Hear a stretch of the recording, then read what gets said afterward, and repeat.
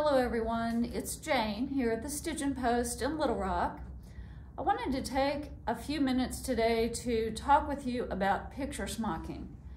We are really into smocking here at the Stitchin' Post. We have a class every month where you learn the basics of English smocking, and that means geometric smocking stitches. When people learn the geometric smocking, then they often want to move on to picture smocking, which, as the name implies, is using your basic smocking stitches, particularly the cable stitch, to form little shapes and figures in your smocking design. So it's not, the stitch is just the cable stitch. It's not difficult to make the stitch, but sometimes people have a little trouble getting the technique down to make their pictures look smooth and even. What you really want is you want your cable stitches to butt up against each other so that you have complete coverage of your background fabric with the floss that you're using for your cable stitches. And there are some tips that will help you to be successful when you start picture smocking. The first one that I think is very important is choosing your smocking plate. Some are easier than others, and it's not always readily apparent which ones are easier, and we would be happy to try to help you with that choice. But in general, shapes that are smaller, shapes that are simpler in outline, don't have a lot of complexities of uneven edges, and shapes that don't have a lot of color changes within each row as you go across the design. So I've pulled some plates here. I have this little rolling hearts plate, which the hearts that you see here are made with stacked cables. Very simple shape, not large, no color changes on those hearts. Some other plates here, the Tiny Tulips, Bees, and Butterflies by Ellen McCarn. The little tulip flowers, again, are small, and each one is a single color. This next plate is called Little Lambs and Friends. There are little sheep, but there are also several other options included in this plate. And again, these are small shapes that don't involve color changes. So these would be good designs for beginners. Same with the little baby bunnies plate here. Again, this is an Ellen McCarn plate, be very cute for Easter. The next plate over is called Baskets, and the only actual picture smocking or cable stacking on here is the baskets themselves. Anytime you are using a plate that builds a stacked cable area onto a geometric area, that's actually going to make things easier. It gives you a foundation for starting your stacked cables. So a plate like this is easier from that standpoint. I pulled a couple of others here. This one is called Baby's First Car by Cross-Eyed Cricket, and these are relatively simple shapes. There are going to be a couple of color changes as you go across here. You're going to change from blue to white, back to blue, white, blue. So this one is going to have a color change, but still the overall shape is pretty user-friendly. The I Think I Can Stack plate. This is another Ellen McCarn plate, and these are pretty basic shapes. There's one color change here as you go across, but most of the rest of these shapes are only one color in each row. And then we have a little Easter version of a train plate that's kind of similar, but of course has Easter eggs and a bunny, and this would be of similar level of difficulty. So if you're careful with your selection of a smocking plate starting out, you can kind of set yourself up for success. I wanted to give you an example of the opposite of a simple stacked cable design. This This turkey is a Little Memories, I believe, design that Sharon Chandler did several years ago. And you see, as you go across a single row in here, you may start with orange, white, tan, yellow, red, back to tan, blue. So there's a ton of color changes, and this is a very large figure. So kind of an example of what you might not want to choose as your first project. So once you have selected your plate, the next thing to keep in mind is the fabric that you choose to do your picture smocking on. Because the stitches are dense, you do need to choose a fabric that's got enough substance to support those stitches. So a broadcloth weight or quilting weight cotton weight fabric will give you good support and make your picture smocking figures look nice. If you are needing to use a lighter weight fabric, you can use a lightweight fusible interfacing on the back of the area that will be pleated, and that will give you some better substance to your fabric if you need to use a lighter weight fabric for your picture smocking. Once your fabric is pleated, it's very important in picture smocking particularly. I do this when I'm geometric smocking as well, but it's very important to take the pleating threads out of the seam allowances, out of the areas that your pattern is telling you to take the pleating threads out of, and to get the area tied off. Tie off your threads using a square knot, tie those off in pairs. Pull this up so that it is exactly the length of the pattern piece that you're going to be stitching this to when your smocking is completed. The reason that you want to do that is once you have your smocking design all nicely made and your hearts or your little ponies or whatever they might be looking very, very nice, if you end up having to stretch that out or squish it together to fit your piece that you're joining it to, your smocking is no longer going to look like you intended it to. So tie off, make sure your pleated area is stable when you are starting out. You want to do the geometric component. There's almost always going to be a geometric component on a picture smocking plate. I think you can see that in the examples I showed you. This particular rolling hearts plate, I chose to add actually an extra row of geometric at the top and the bottom just so I could bring in the blue of the little bluebirds on here.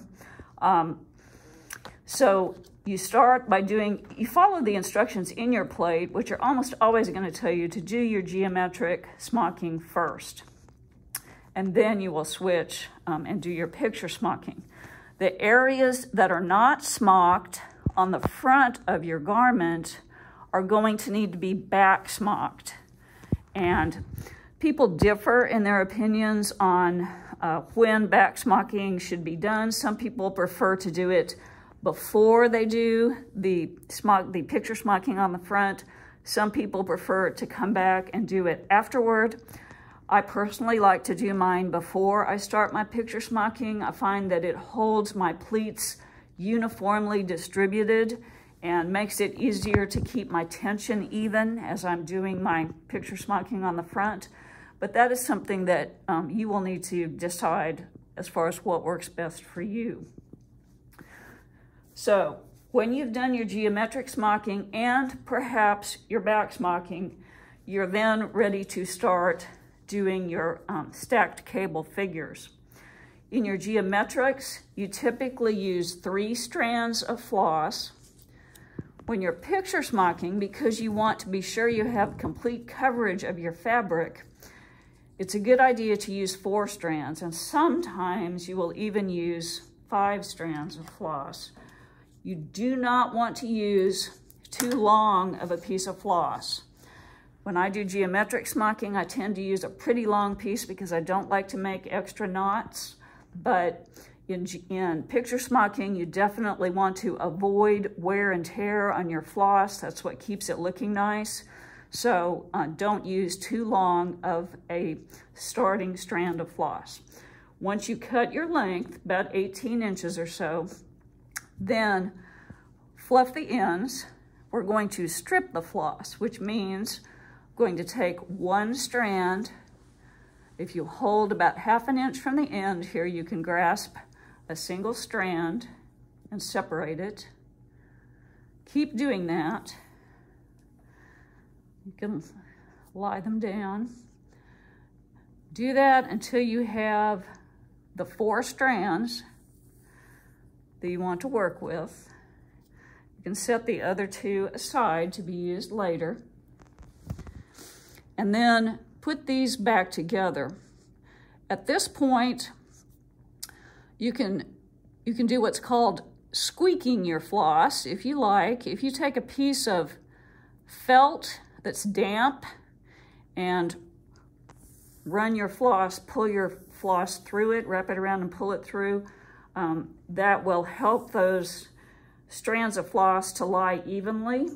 The other thing that you can do is you can use a thread conditioner. The one that's currently available is called Thread Magic.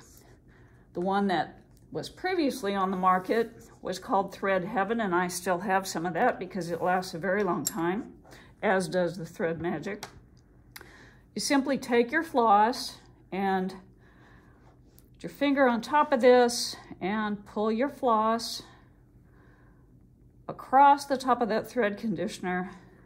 It's not a wax, so it's not going to cause flakes and build up on your thread, but it is going to help those strands to lay nicely on your fabric, kind of like a piece of ribbon, so that you get good coverage.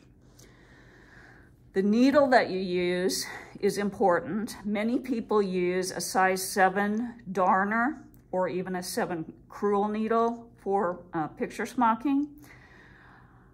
One of the things that I've learned over the years I learned this from an instructor along the way, is if you use a bigger needle, such as a chenille needle size 20, 22, 24, something in that range, a needle with a very large eye, as that eye goes through your fabric, it opens the weave of the fabric up and it allows your floss to lie very nicely straight and flat as you stitch your cables.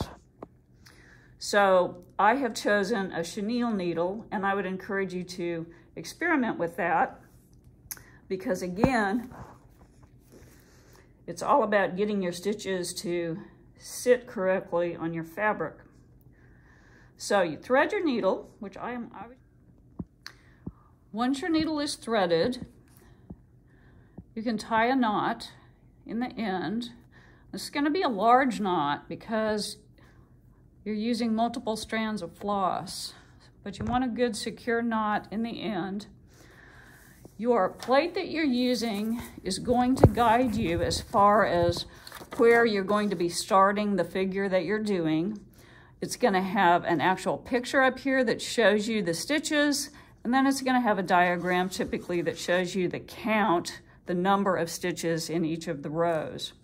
So I know that to do my heart over here in this area, I need to start 5 pleats to the left of the center. 1, 2, 3, 4, 5 pleats to the left of the center, and I'm going to start on this row right here. Now, you really want to bring your thread up from the bottom of the valley so that that knot is going to be sitting all totally on the back, because it's a big knot. I don't want it up in between my pleats to create a lump or a bump in my figure. So come straight up, and for this first row, I'm going to do a down and up and a down cable. You want a fairly deep stitch here, a fairly deep bite of your fabric. Don't go into your pleating thread, don't catch your pleating thread, but you want to be 1 or 2 fibers above your pleating thread is how deep you want to be. You want to make sure that your needle is perpendicular to your pleat, parallel to your pleating thread. And when you pull this up, It's really important to not pull it too tight. When we're learning a new technique, we tend to get a little tense and pull things a little tight. So make sure that you don't pull your stitches too tight here. Make sure that the depth of your stitches is as uniform as possible. Okay, so that's my second of my 3 stitches. And for my third stitch, I'm just gonna go right back down through that valley to the back. I need to skip 2 pleats at the center of the heart. So I'm gonna skip 2 pleats and come back up. And I'm gonna go ahead and try to come right back up from the very back, the very bottom of that valley. Separate my pleats so that I can see that. And now I'm gonna do another set of 3 cables. Down, up, and this is the last one of the 3, and I'm gonna go right down through to the back. Now, you see, I have not pulled these so tight that they're distorting my pleats. I just want them to sit there and lay nicely. They shouldn't be pulling the pleats closer together. If they do, I've pulled them too tight. So I'm gonna come across now with my second row, and if I look at my diagram, I can see there are gonna be 11 stitches in here, and I'm gonna come out 1 pleat further than I was on my first row. This is where a little bit of a trick comes in. People have trouble deciding how far apart these rows should be. They need to be far enough apart that your floss is not, that your stitches are not squashed together, but not so far apart that you've got fabric showing through. So I kind of like to come up from the back, lay my needle across, and decide whether I think that spacing is going to be adequate. And I think it will. I'm starting, and I'm going to actually turn my fabric over, which you will want to do as you're doing this. You'll be flipping your fabric upside down, and when you do that, sometimes it's actually helpful to take your smocking plate and turn it upside down as well. So I know I'm starting right here and working my way across. So I'm going to take my first stitch. Again, don't pull it too tight. Keep your spacing even as you go across this row. Now, this second stitch that I'm taking, do you see how that stitch butts up against the stitch from the row previous? So they're touching each other. I've got complete coverage of my fabric, but those stitches are not, they're not mashed together. They're just touching. So as I work my way across, I want to continue to do that. I want to continue to have that look. The way this spacing works out